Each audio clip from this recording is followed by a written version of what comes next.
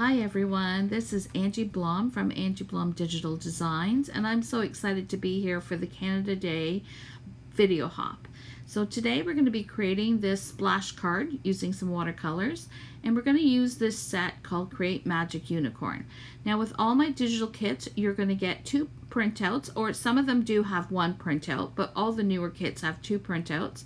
So one, you will get enough to do 4 A2 cards, and another one to do 2 slimline cards.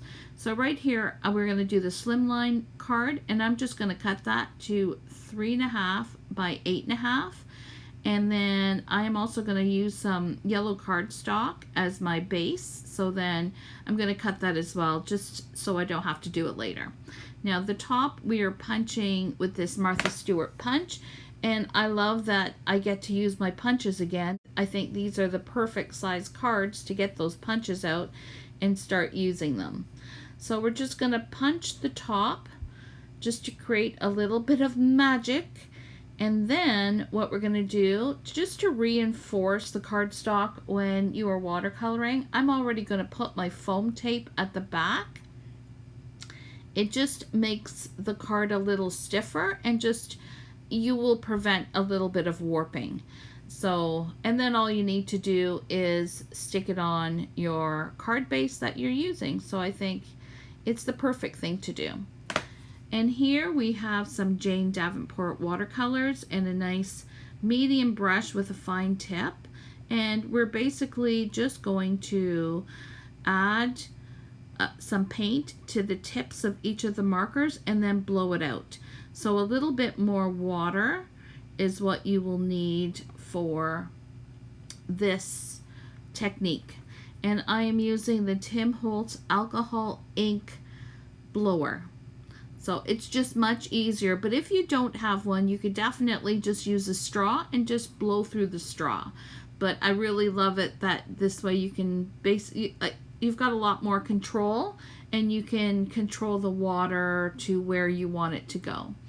So for this card today, we are coloring it up in rainbow colors. So here we are, just putting on a little bit of orange, and then just doing a couple of those markers in the same color.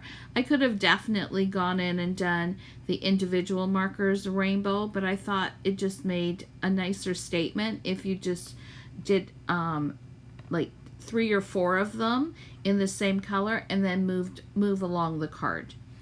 So here we're adding some green splatters and doing the same, filling in those hearts, and then we're going to add some blue. So what I've done here is, because the card is so long, I'm going to add 2 shades of blue, because on part of the blue I'm going to add my sentiment, and it's going to hide those blues. So this way at least the colors will continue and you'll be able to see all of them without none of them being hidden. So this one is just a light teal, and then I'm going to go in with a darker blue and do the same thing. Now you can see that when I did do the splatters, that you don't have to be perfect. You can go outside your image lines because you want it to just splatter out. So the more the better, and it depends on how much you want or how little you want.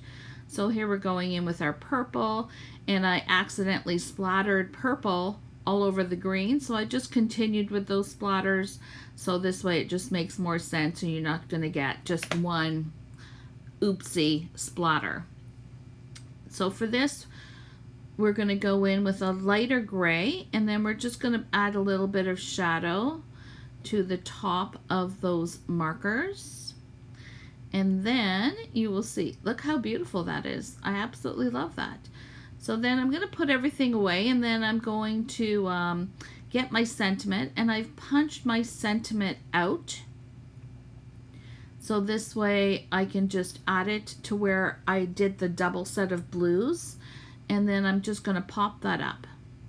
Once I've popped that up, I'm going to put everything on my yellow card base, or yellow panel, whatever you guys want to call it. I think I call it a card base. Maybe it's just, you know, I'm old. I can't help it. So that's what I'm going to do there. And then I've made my card. Now, here we go. I've made my card base. So this is where it kind of gets confusing, right? So the card base is 8.5 by 7, and then I've scored it. I'm going to scored it at 3.5. So I'm going to add these dots, these gems, but I don't have orange, so I'm just going to take my Copic marker and I'm just going to color in that yellow gem orange. It's as easy as that, and it'll stay that color. So this is the finished card. I hope you guys give this a try.